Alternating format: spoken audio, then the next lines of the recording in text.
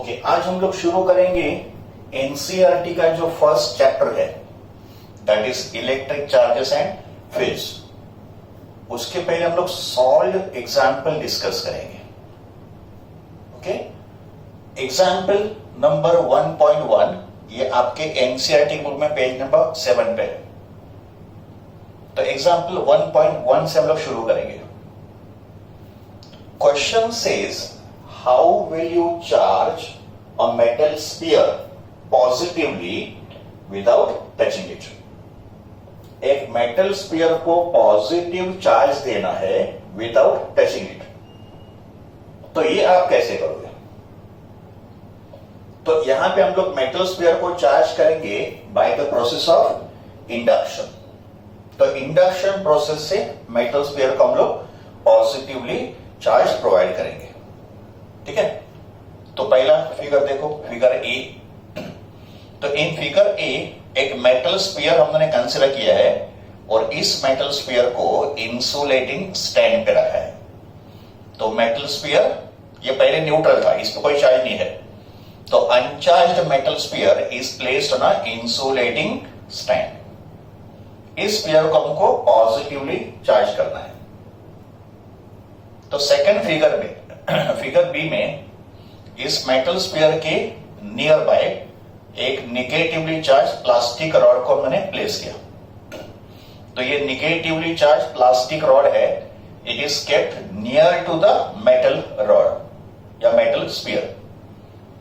इस रॉड को, स्पीयर को टच नहीं करना है, बस क्या करना है, उसके नजदीक रखना है, नियर बाय।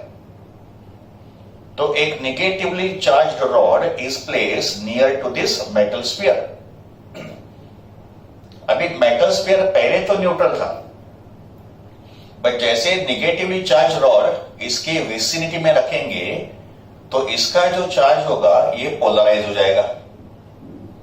का मतलब इस मेटल स्फीयर के जो इलेक्ट्रॉन्स होंगे, फ्री इलेक्ट्रॉन्स, वो इस निगेटिव चार्ज से रिपेल हो जाएंगे and they will accumulate on this side. तो इलेक्ट्रॉन्स रिपेल हो गए, फ्री इलेक्ट्रॉन्स रिपेल होके यहां पे आ गए। इसका मतलब यहां पे एक निगेटिव चार्ज इंड्यूस्ड हो गया। तो फिर इस साइड पे डेफिशिएंसी ऑफ इलेक्ट्रॉन्स हो गया, बिकॉज इलेक्ट्रॉन्स तो इस तरफ चले गए। तो deficiency of electron on this side causes positive charge on this side. तो इस स्फीयर के इस साइड पे पॉजिटिव चार्ज इंड्यूस्ड हो गया और यहां पे निगेटिव चार्ज इंड्यूस्ड हो गया। अभी हमको ये निगेटिव चार्ज को स्फीयर से एलिमिनेट करना है। तो उसके लिए हमने थर्ड फिगर में इस स्फीयर को अर्थिंग कर दिया। का मतलब एक वायर कनेक्ट किया, स्फीयर से एक वायर कनेक्ट किया और उस वायर को ग्राउंड में कनेक्ट किया। तो this is symbol of earthing. तो एक वायर हमने स्फीयर से ग्राउंड में कनेक्ट किया। उससे क्या हो गया, ये जो फ्री इलेक्ट्रॉन्स थे, ये फ्री इलेक्ट्रॉन्स ग्राउंड में चले गए। तो this free electrons move towards the ground. तो स्पीयर ने अपना नेगेटिव चार्ज लूज किया बिकॉज ऑफ अर्थिंग प्रोसेस। अभी हमने अर्थिंग प्रोसेस जो किया था वो रिमूव कर दिया। का मतलब अर्थिंग वायर जो कनेक्ट किया था वो रिमूव कर दिया। तो in the next figure this earthing wire is remove because अपना नेगेटिव चार्ज तो जा वो अर्थिंग में चला गया है। तो now this earthing is remove. Look at the next figure. And ये जो पॉजिटिव चार्ज था, ये पॉजिटिव चार्ज इस नेगेटिव चार्ज से बाउंड था, बिकॉज नेगेटिव चार्ज इस पॉजिटिव चार्ज को अट्रैक्ट कर रहा था। So this positive charge was bound to the negative charge. तो यहां पे ही है। Now we want this positive charge to spread uniformly on the surface of the sphere. अब हमको क्या करना है, इस पॉजिटिव चार्ज को स्फीयर के सरफेस पे यूनिफॉर्मली स्प्रेड करना है या डिस्ट्रीब्यूट करना है। उसके लिए हम लोग क्या करेंगे, ये जो निगेटिवली चार्ज प्लास्टिक रॉड था उसको यहां से रिमूव करेंगे। So remove this plastic rod from here. इसको यहां से निकाल दो।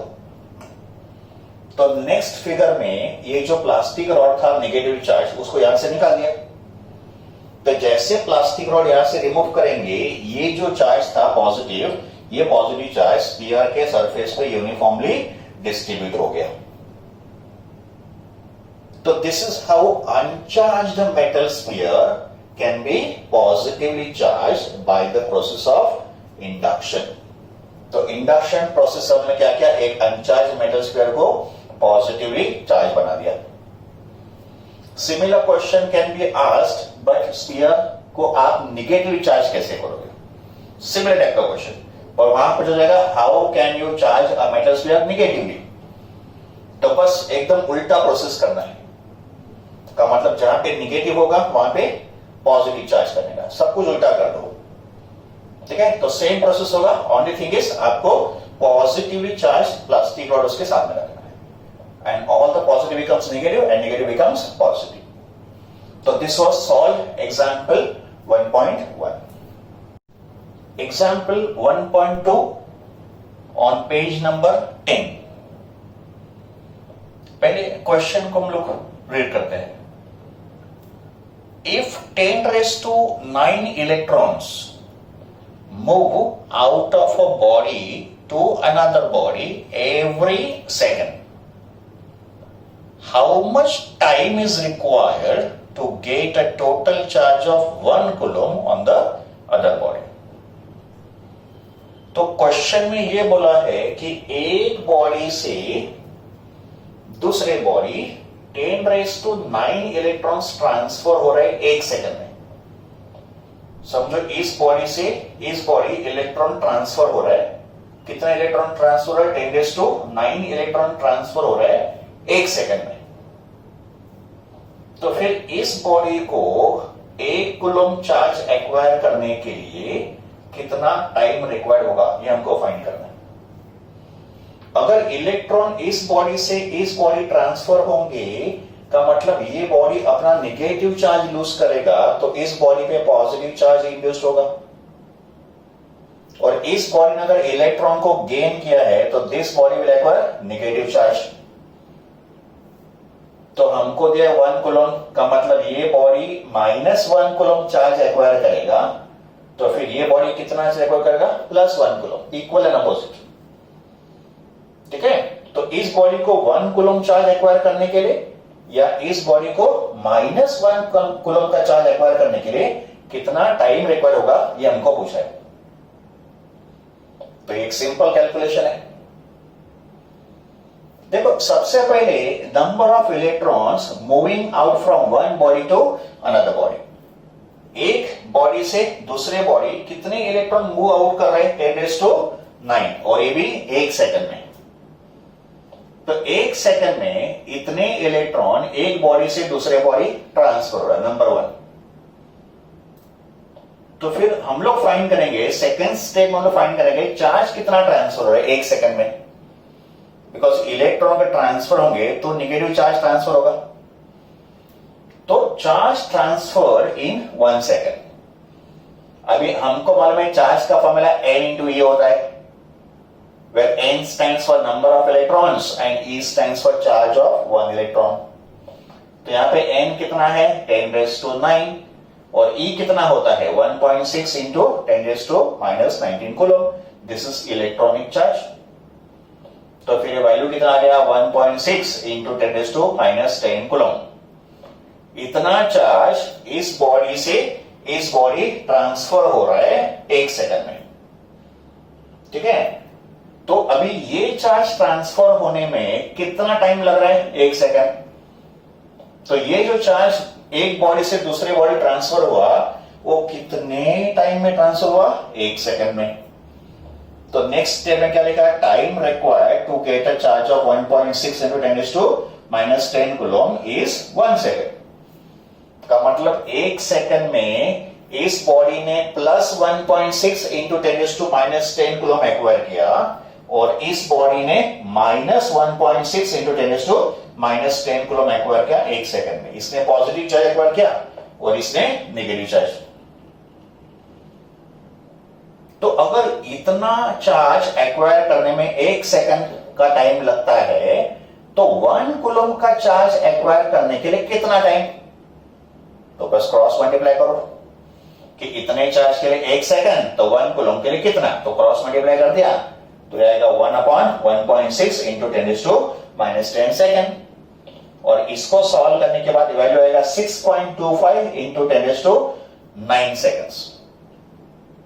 इसका मतलब इस बॉडी को -1 कूलम चार्ज एक्वायर करने के लिए या इस बॉडी को +1 कूलम का चार्ज एक्वायर करने के लिए 6.25 इंटू 10⁹ सेकंड इतना टाइम रिक्वायर्ड होगा। अब ये जो आंसर है ये सेकंड में आ गया, तो हम लोग क्या करेंगे, इसको ईयर्स में कन्वर्ट करेंगे। तो 1 ईयर है ना, 1 year is how many seconds?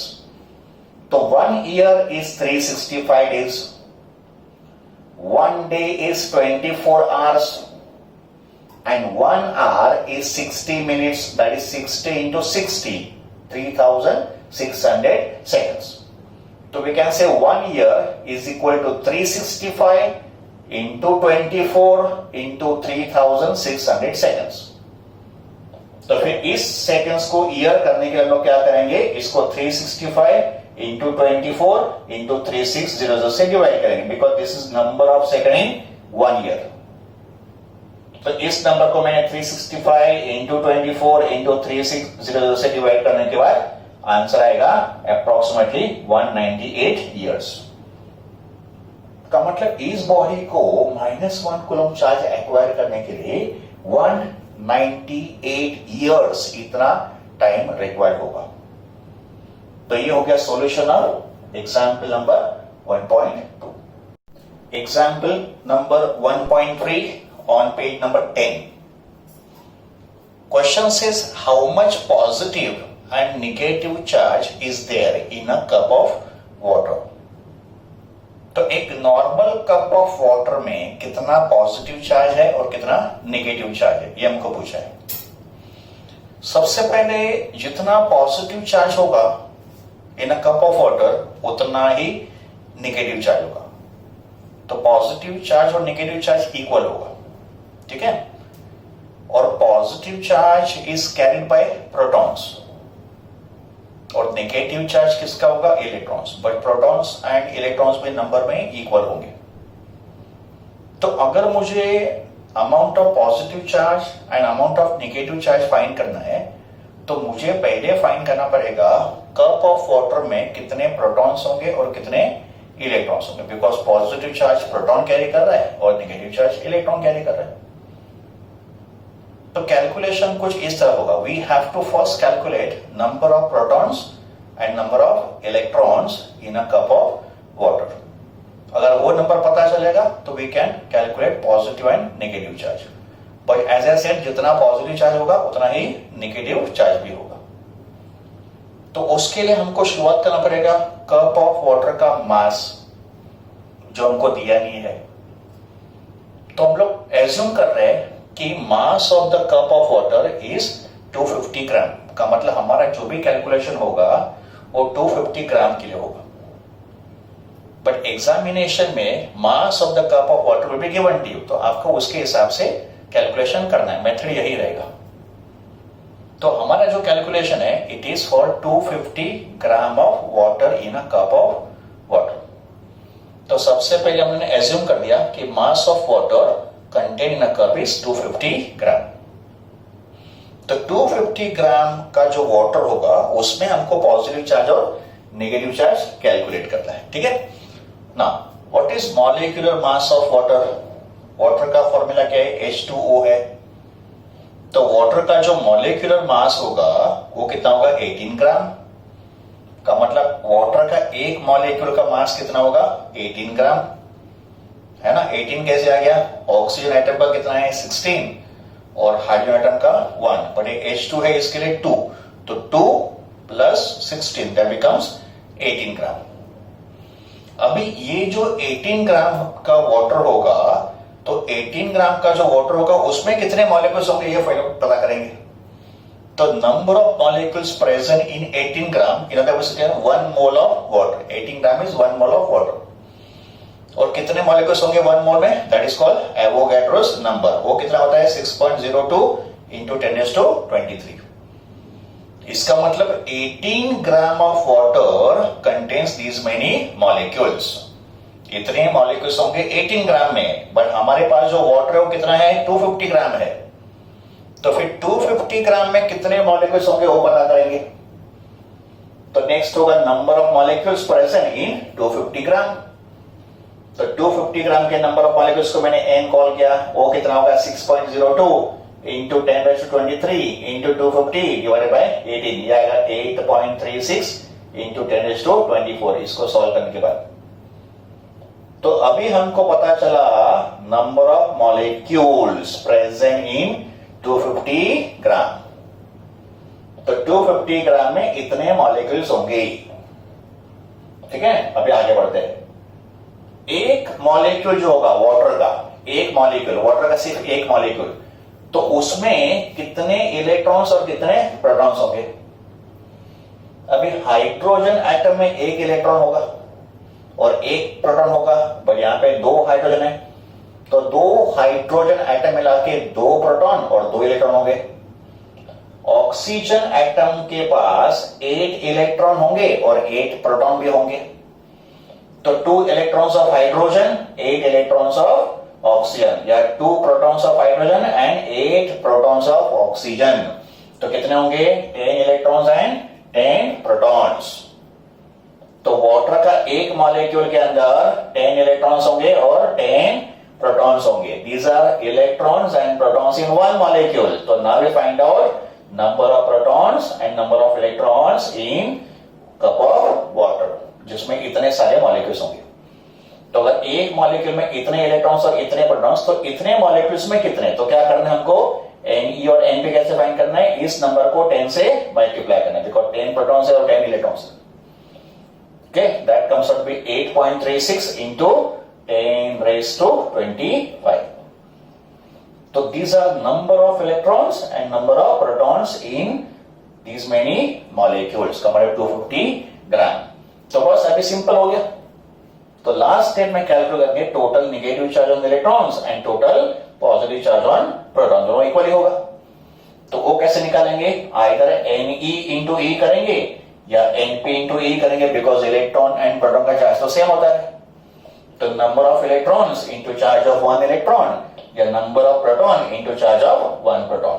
तो नंबर ऑफ इलेक्ट्रॉन से नंबर ऑफ प्रोटॉन कितना था 8.36 इंटू 10⁻25 था, इसको मैंने ई से मल्टीप्लाई किया, तो final answer is 1.33 into 10⁻7 coulomb. तो this is the amount of positive charge and this is the amount of negative charge present in a cup of water. So this is solution of example number 1.3. Let us discuss example number 1.4. It is on page number 13. इस example में दो part है A and B. First part A says compare the strength of electrostatic force and gravitational force by determining the ratio of their magnitudes for an electron and proton and for 2 protons.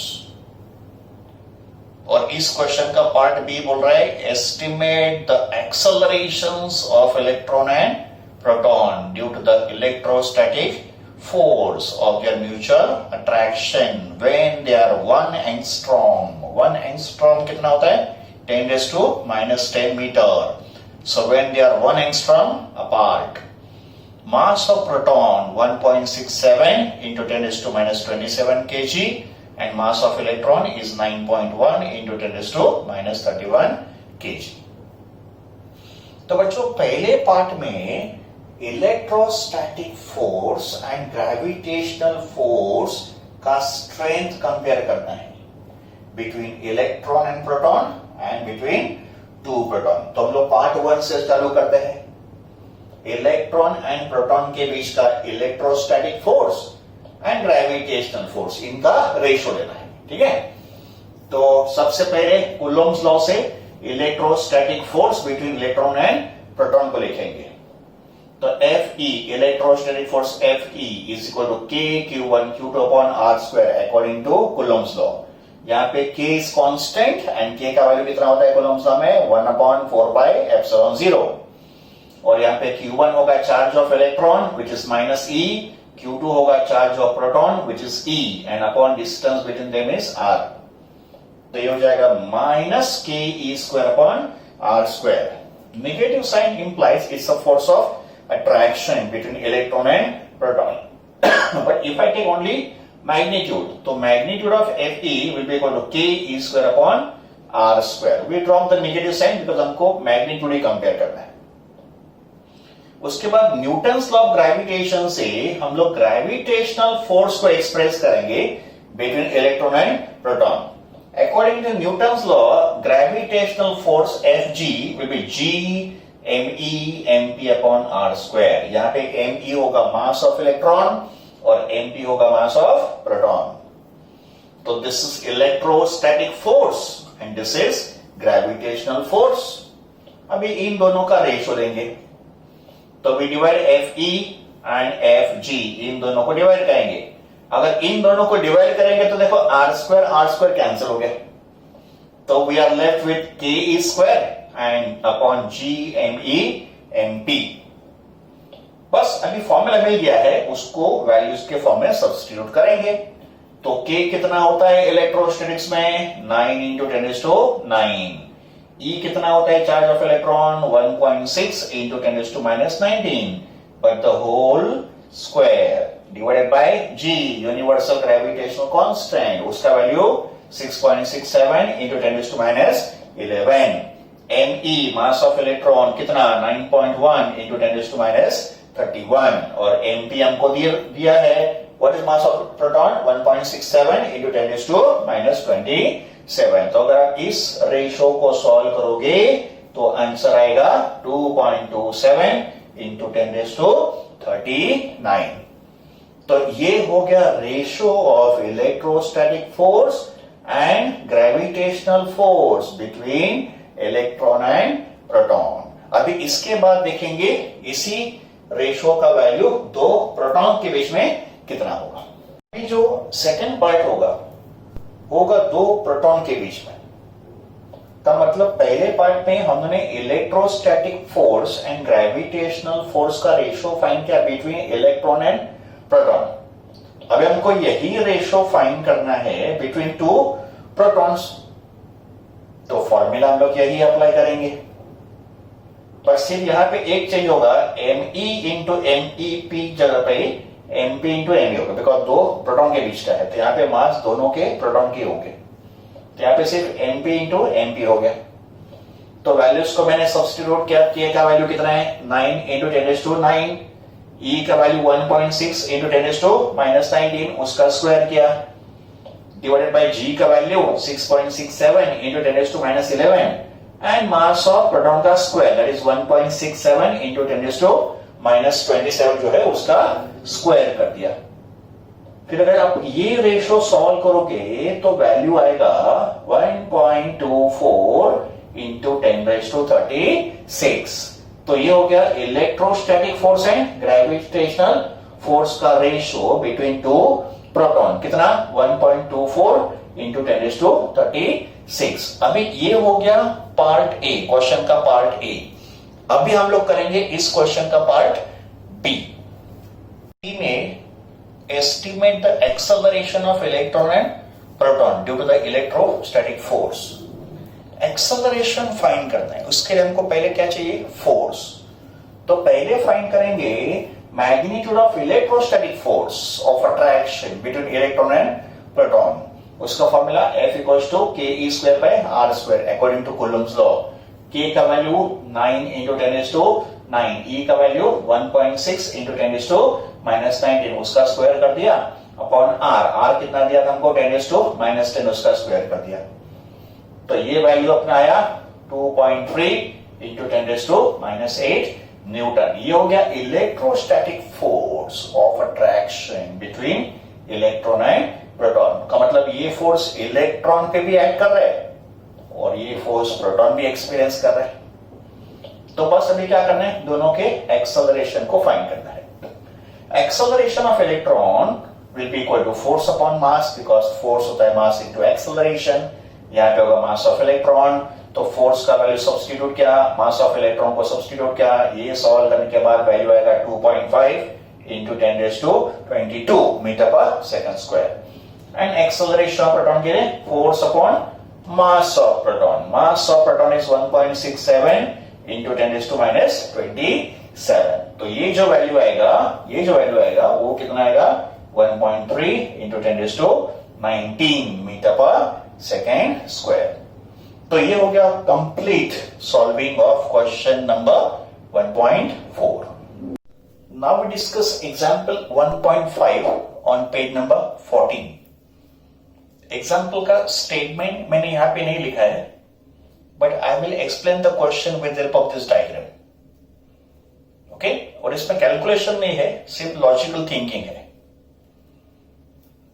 We are given two identical metal sphere. Identical metal sphere का मतलब दोनों का metal और radius same है, and they carry positive charge. तो sphere A and sphere B दोनों identical है, दोनों पे पॉजिटिव चार्ज है. चार्ज इक्वल नहीं है बट दोनों पे चार्ज पॉजिटिव है.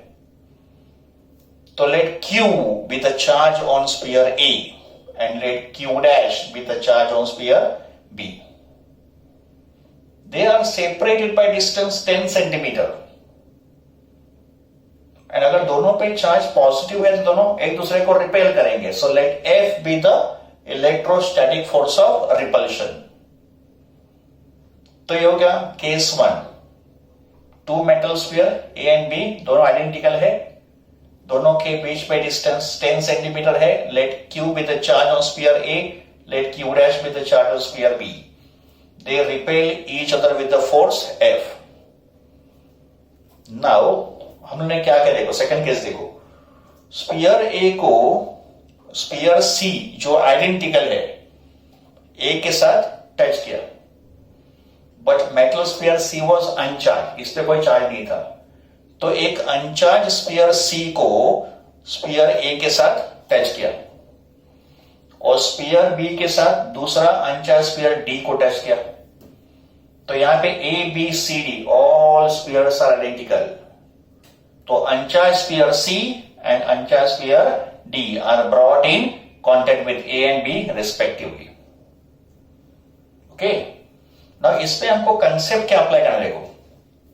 कंसेप्ट ये होगा कि when two identical charge spheres are brought in contact, they will share the total charge equally. अगर आप दो आइडेंटिकल स्फीयर को कांटेक्ट में लाओगे तो दोनों एक दूसरे का चार्ज इक्वली शेयर करेंगे, टोटल चार्ज इक्वली शेयर करेंगे. जैसे स्पीयर ए पे चार्ज Q1 है और स्पीयर बी पे चार्ज Q2 है. अभी इन दोनों को हमने कांटेक्ट में रखा जैसे यहां पर शो किया है. तो फिर आफ्टर कांटेक्ट ये अपना टोटल चार्ज इक्वली शेयर करेंगे. चार्ज में भी पॉजिटिव और निगेटिव का मतलब Q1 एंड Q2 पॉजिटिव भी हो सकता है और निगेटिव भी हो सकता है. तो आफ्टर कांटेक्ट Q1 का चार्ज Q1 डैश हो गया और आफ्टर कांटेक्ट स्पीयर बी का चार्ज Q2 डैश हो गया. तो इनको जब हम लोग कांटेक्ट में लाएंगे तो इनका जो टोटल चार्ज है दोनों इक्वली शेयर करेंगे. तो Q1 डैश और Q2 डैश इक्वल होगा और वो कितना होगा Q1 प्लस Q2 बाई 2 होगा. तो इस थियरी को यहां पे यूज करना है. ओके. तो जब भी मैं C और A को कांटेक्ट में लाता हूं, C पे तो चार्ज नहीं था और A पे चार्ज Q था, तो दोनों का चार्ज कितना हो गया total 0 plus Q that is Q. तो फिर ये दोनों स्पीयर क्या करेंगे, अपना टोटल चार्ज इक्वली शेयर करेंगे. तो अभी स्पीयर पे चार्ज कितना, स्पीयर C पे चार्ज कितना होगा Q बाई 2. A पे भी चार्ज कितना होगा Q बाई 2. तो A पे चार्ज Q था, C पे चार्ज 0 था, दोनों का टोटल चार्ज Q था जो इक्वली डिवाइड हो गया. तो अभी sphere C Q by 2 charge carry करेगा, sphere A Q by 2 charge carry करेगा. सेम थियरी यहां पे अप्लाई करो. B और D को हमने टच किया. B पे चार्ज कितना था Q डैश, D पे चार्ज कितना था 0, दोनों का टोटल चार्ज कितना हो गया Q डैश. दोनों इक्वली डिवाइड करेंगे, इक्वली शेयर करेंगे, तो इसका चार्ज कितना होगा अभी Q डैश बाई 2. D पे चार्ज कितना होगा Q डैश बाई 2. तो now in the third case sphere A and sphere B, A पे चार्ज कितना है अभी Q बाई 2 है, बी पे चार्ज कितना है Q डैश बाई 2. तो इन दोनों को अभी डिस्टेंस 5 सेंटीमीटर पे रखा, का मतलब डिस्टेंस हाफ हो गया, देखो 10 का 5 हो गया, हाफ हो गया।